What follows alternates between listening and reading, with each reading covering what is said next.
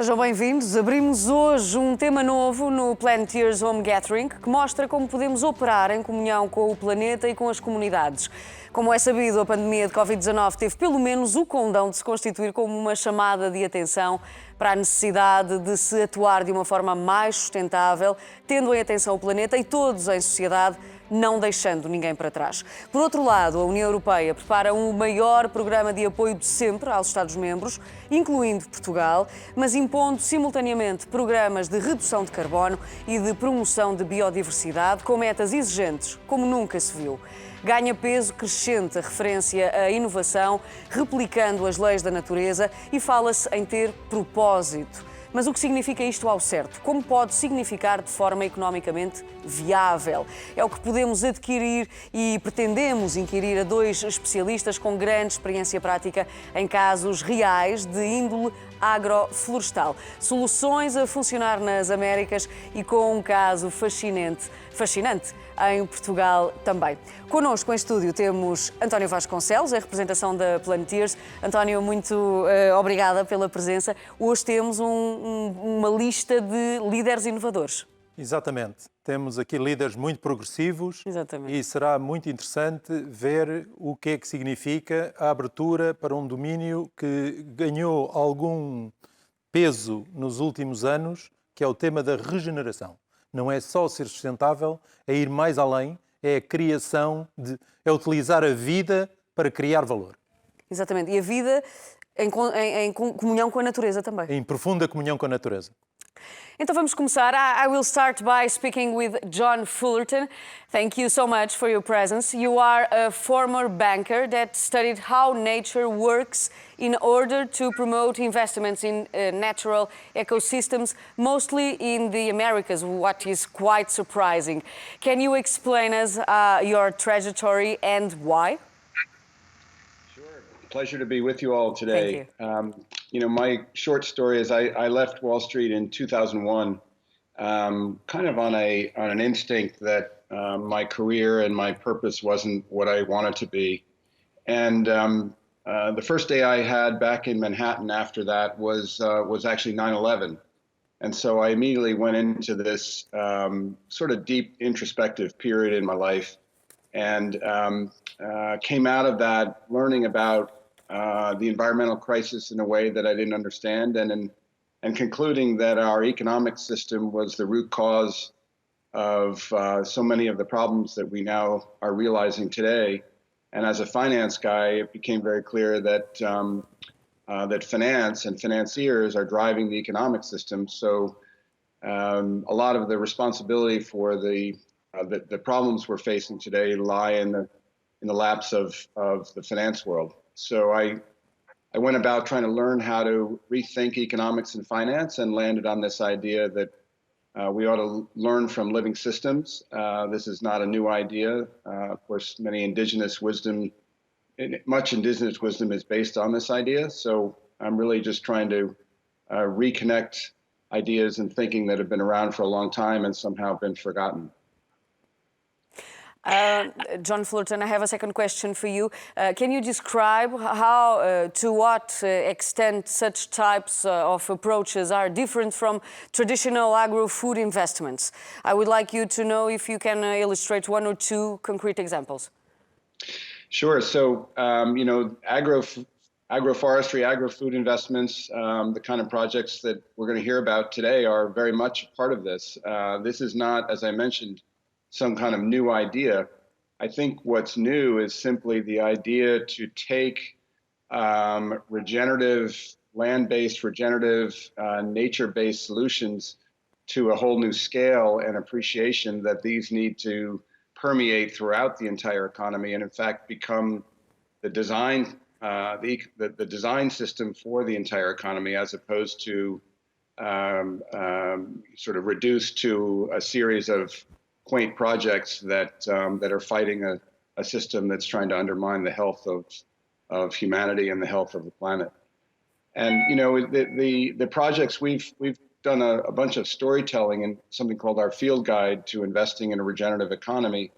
It's on our website, capitalinstitute.org. If anyone wants to have a look, some of the visuals are there that you're seeing now. Many of these are land-based initiatives. The agroforestry, I personally got exposed to this first through an investment project with the Savory Institute. And what Savory is doing is actually not food production directly, but ranch management using cattle to mimic how nature works. And so there's a symbiotic relationship between large herbivores and the grasslands. The grasslands are a critical ecosystem. They also, most people don't realize, sequester as much carbon in the soil as the forests do. And yet we've degenerated our grasslands, mostly by converting them to corn and soy fields, but also by the grazing practices that we use. So if we mimic how nature moves animals in a symbiotic relationship on the land, we can actually restore and regenerate and revitalize these large landscapes, which is actually one of the most promising and hopeful opportunities to combat climate change, because the vast carbon sinks, if they can be restored, can offset the ongoing emissions that we have, not as a solution, but as a critical piece of the problem. Mm-hmm. And are people aware of this importance? You know, very few people, even to this day. I mean, I was surprised. Just as one example, when I went to Paris for the climate talks. I don't usually go to these kinds of events, and despite all of the great enthusiasm for combating climate change and reducing emissions, the topic of land-based solutions wasn't even really on the agenda yet, and that was 2015. I think there's been a lot of progress since then. There's a lot of understanding growing around the importance of land-based solutions beyond just forest. I would say most people are aware of the forest piece, but not the rest of the land, the peat. There's even now interesting work about saltwater-based plants that can sequester a tremendous amount of carbon, like kelp. So this is kind of a new idea for many in the climate world, but really not a new idea for those that understand soil and its potential to sequester carbon. Quite amazing.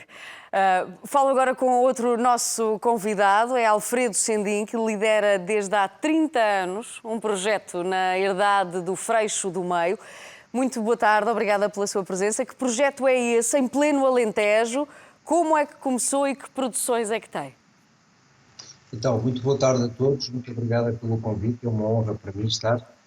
Nós começámos em 1990, em consequência de assumir a responsabilidade de novo desta herdade, e nessa altura começamos com o modelo vigente, que abordámos no fundo de um pacote ecológico, químico-mecânico. Não tínhamos noção disso, mas tínhamos destruído muito todo o solo, permanente, e durante os primeiros anos de tentativa de constituir uma operação económica com receita social, também tinha muita preocupação sobre essa questão. Sabemos que o modelo e isso nos procurar alternativas, e encontramos uma história.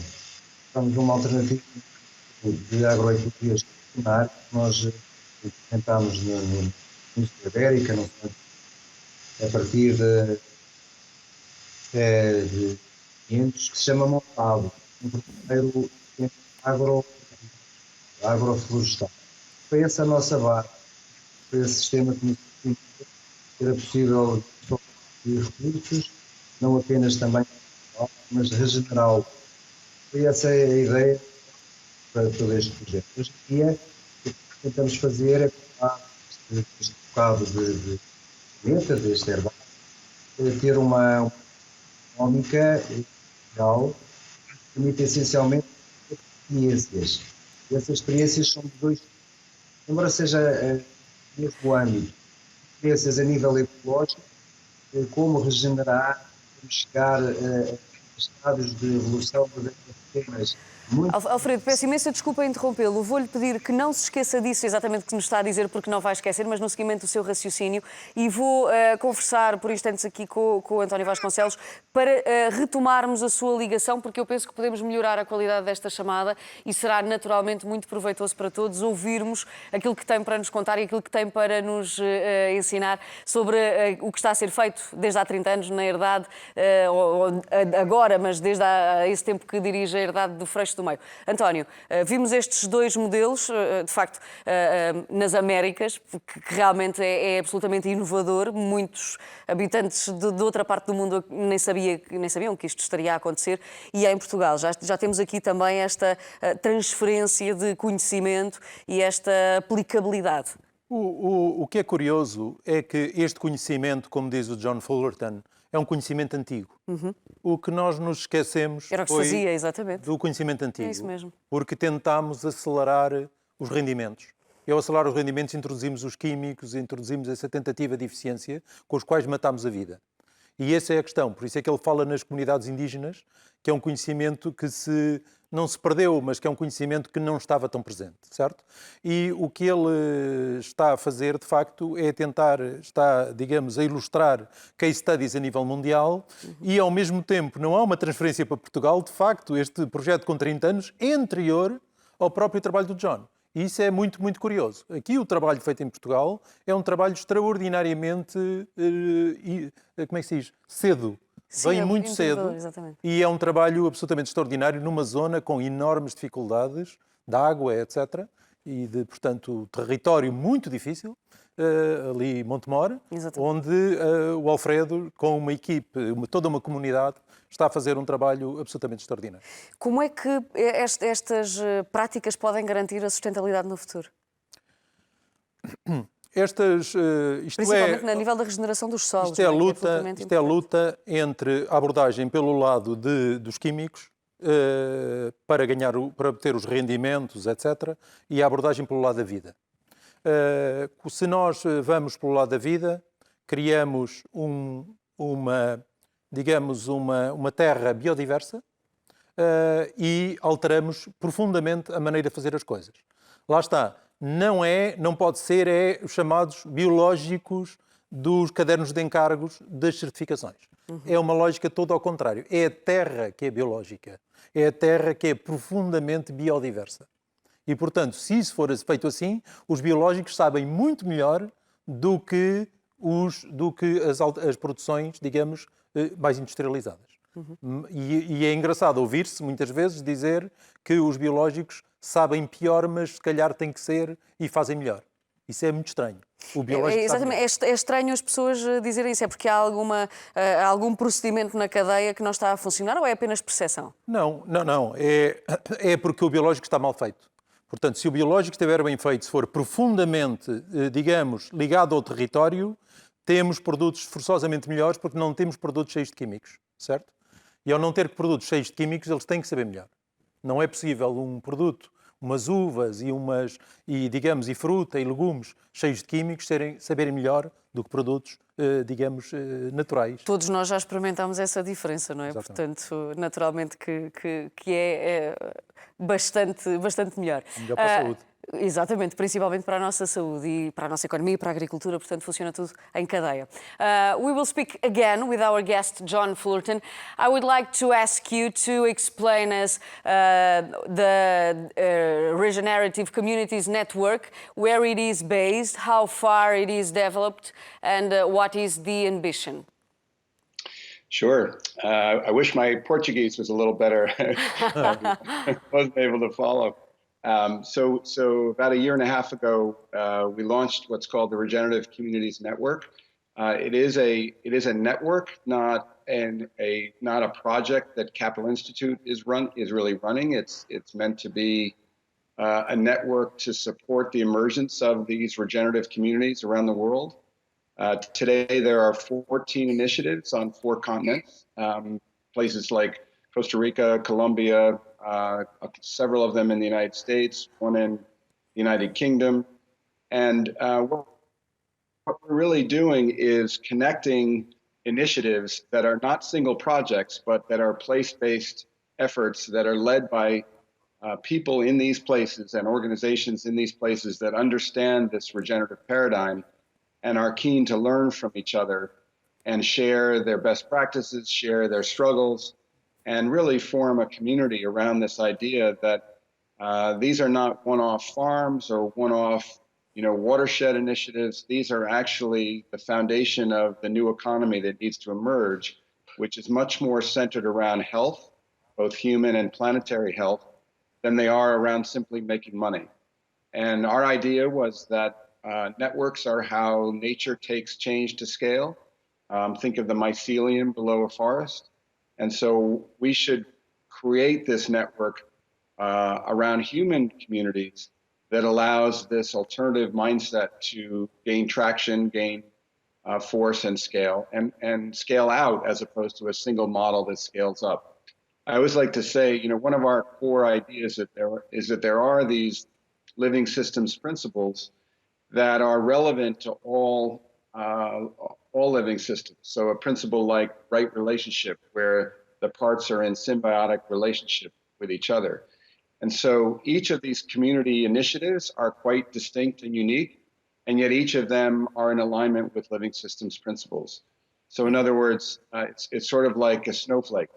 All snowflakes literally are unique, and yet all snowflakes look like a snowflake. And our vision is that over time, as these initiatives emerge from the existing, we started with 3, there's now 14, there's 75 initiatives that have reached out to us and want to join. And once this takes on a much larger scale, the opportunity to shift public policy to support this regenerative paradigm will become much more stronger than trying to argue for policies today that go against the grain of our conventional neoliberal economics paradigm. Mm-hmm. Being the funder and the leader of the Capital Institute, a banker, I would like to raise a question: how you see the topic of sustainable investment and finance. And for instance, the the EU Commission is bringing forward this topic as part of the Green Deal. Do you believe this is something for real? And what is the potential to change business behavior? Well, that's a long, tough question. Yeah.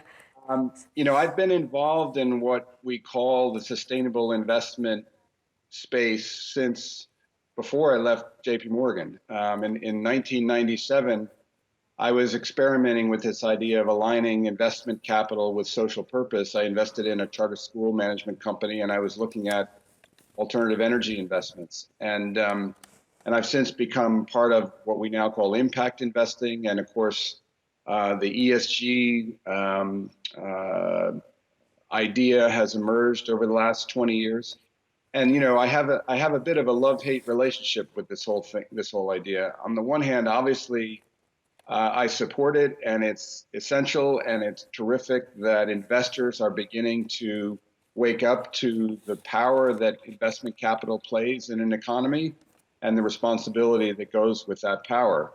On the other hand, I'm frustrated because many of us who've been in this space for literally over 2 decades have seen how slowly this is penetrating the mainstream.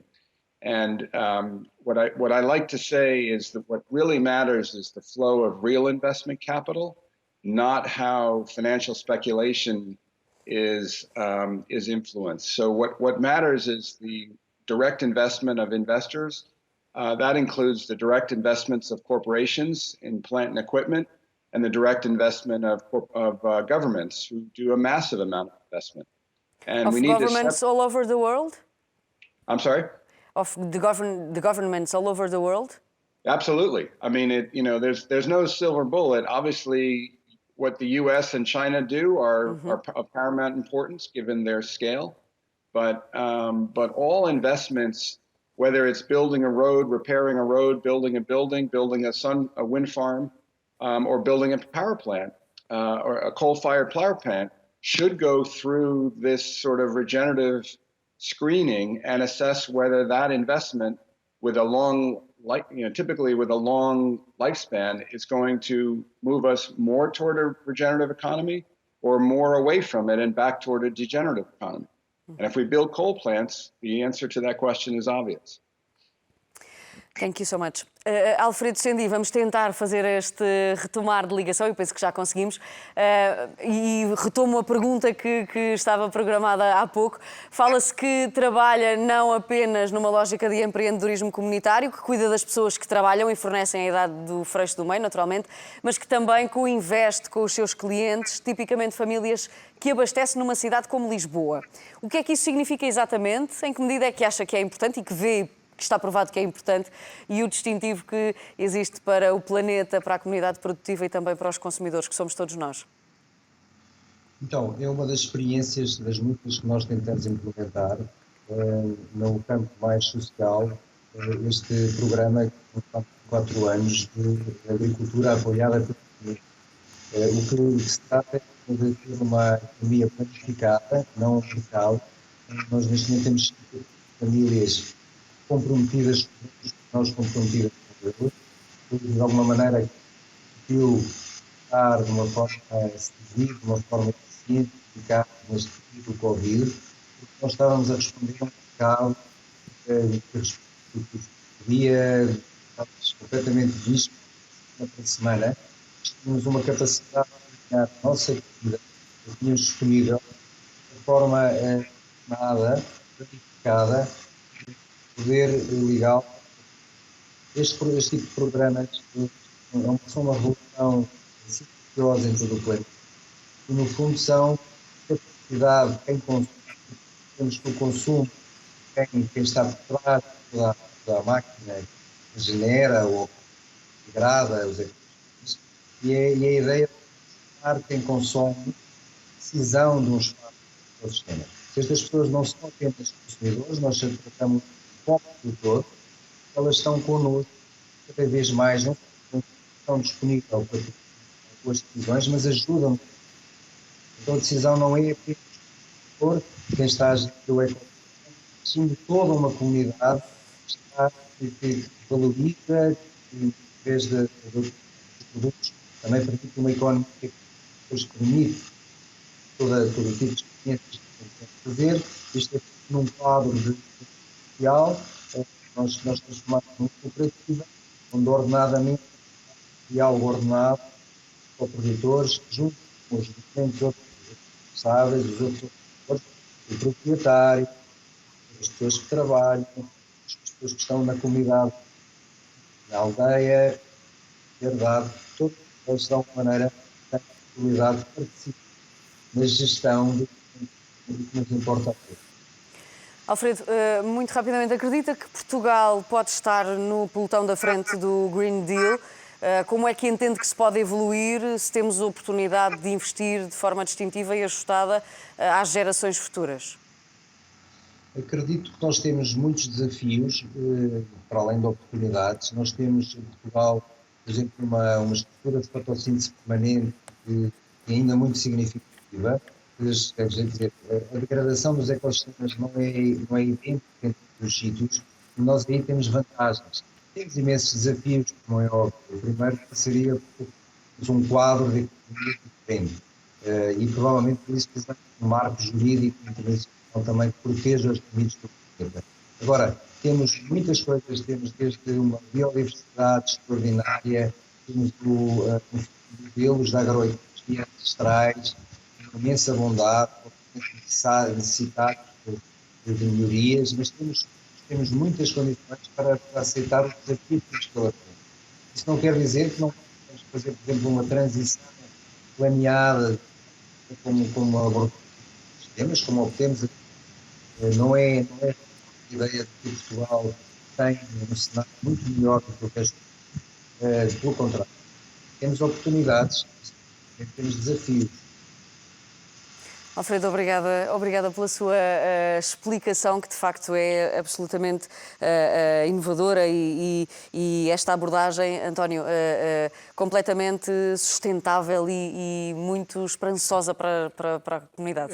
É muito esperançosa, mas como o próprio Alfredo diz... é preciso fazer muito, falta muito, não é? É preciso fazer muito. E eu acredito são grandes. Que, para além, obviamente, do que as nossas autoridades políticas têm que dar passos em articulação com a União Europeia e o próprio as entidades no terreno, sinceramente, acho que é necessário, estamos absolutamente convictos que é necessário um agente no meio da cadeia que faça, e este é o conceito Plantier, um agente no meio da cadeia que, de facto, vá junto das comunidades e faça acontecer a disrupção dentro de limites e de uma forma também regenerativa, onde a simbiose é um tema absolutamente fundamental, onde a natureza é um fator de desenvolvimento tecnológico. A natureza contém ingredientes tecnológicos extraordinários e temos que fazer acontecer a tal simbiose, os living systems a funcionarem e é preciso um agente no meio da cadeia para fazer. E mais uma vez, esses agentes existem, estão dispostos, têm conhecimento?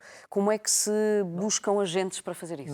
Nós Planeteers, pelo nosso lado, estamos neste momento a trabalhar com boa meia dúzia já de comunidades para fazer acontecer a transformação. Portanto, há o desafio do Governo, a gente ouve dizer, o Governo lançar o desafio, apresentem projetos, nós estamos a preparar projetos muito concretos para a década. E já estávamos. Década, porque a questão é que temos que pensar a médio prazo, não é? Se não se pensar a pelo menos 10 anos, Claro. não somos estratégicos, somos navegadores à vista. E somos, portanto, absolutamente táticos. E é por isso que às vezes alguns projetos não persistem, não é? Este senhor tem 30 anos de trabalho. Exatamente, é essa a diferença. António, sei que quer também fazer uma pergunta ao John Fullerton. Peço que a coloque, por favor.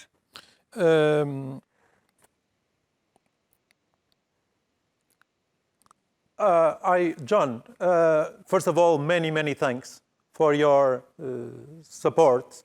John is committed even to support Plantiers, to come to Portugal, of course, to Lisbon when it is possible. Let's see if it is on October. Anyway, the point is, we not only I would like to thank, but I would like to ask John some suggestions for recommendations if we create a transformation agent in Portugal. What are your suggestions going forward? And I count on you on board, really. Well, I would love to come to Portugal, whether it's this fall or hopefully by next year. I actually took a vacation in Portugal. I've only been there once, and we had a wonderful time. And I actually have a screensaver of a photograph of the streets that I took with a nice boat on it. So you won't have a hard time convincing me to come back to Portugal. You know, I think the real advice I have for Portugal or anywhere in this world is that the answers are in Portugal. You know, Alfredo's work ought to be at the center of what Portugal is doing to regenerate not just its agriculture, its food system, but its entire economy. And what we found is that simply by identifying and bringing together the leaders in any particular place, often they're working so hard on their own projects, they don't even realize that there's a community of folks around that get what they're trying to do and would benefit from co-creating together and finding the synergies and finding the co-benefits if they thought of themselves as a system. And so one of the things that our hub in the UK has done in South Devon is what's called a learning journey. And they literally just took a group of people around the region to see what was happening in that region and begin to see their region as a system itself. And then the opportunities to improve it kind of burst out organically. And so the best I can do is help facilitate that process. And frankly, what our agenda is to learn from all of these initiatives and spread them around the rest of the network. So, you know, if I had any formula for success, you know, I'd be a rich man. But the truth is that the answers are going to be context specific. And the question is finding the local leaders who are already doing this work. And then for me, getting clear on the patterns and principles that really underlay them so they can be expanded across the entire economy. And just to make a tangible example of that, like, you know, technology obviously is going to play a critical role in this. And the internet, just to use one obvious example, is actually aligned with this regenerative process, or it could be. It's good at circulating information, and circulation is a core piece of any living system, metabolism. The problem with the internet is that the business models that have been attached to it are largely extractive. And so if we get clear on the principles, we can use the tools, the technology, in a way that actually serves human and planetary health. And there's lots of initiatives going on, particularly around blockchain and big data, to do just that. But the challenge is we got to make sure that they don't get hijacked by a purely profit-driven extractive ideology, which is what defines the capitalist system today. Thank you, John Fullerton, so much for your notes, for your appreciation. Thank you so much. Agradeço também a Alfredo Sendin, que se juntou a nós a partir do Alentejo. António, 2 ou 3 notas muito breves para terminarmos o nosso programa. As soluções, acabámos de ouvir dizer que as soluções têm que ser cozinhadas a partir daqui. Daqui, Portugal tem tudo, exatamente. Portugal tem toda uma série de coisas que atraem as pessoas. Acabou de ver que até o John tem o screensaver, não é? Exatamente, Cidadão do mundo, uma fotografia de Portugal. Portugal. É isso mesmo. E, portanto, de facto, existem condições extraordinárias. Temos de nos mobilizarmos com uma visão ambiciosa, com ideias muito claras sobre como fazer, a trazer abordagens holísticas e abordagens regenerativas para cima da mesa, trazendo os players a bordo. É muito fácil com a internet. O John acaba de comentar isso. Exatamente. Também. A internet permite hoje criarmos um verdadeiro modelo colaborativo. E devo antecipar já que a Palantirs está a ultimar um hub digital com o qual todos os parceiros internacionais, que são aí uns 30, mais as comunidades regionais em Portugal, vão colaborar diretamente e de forma, digamos, interativa. Já temos aqui um bom motivo para celebrar. António, muito obrigada. Obrigado. Obrigada a todos também e até breve.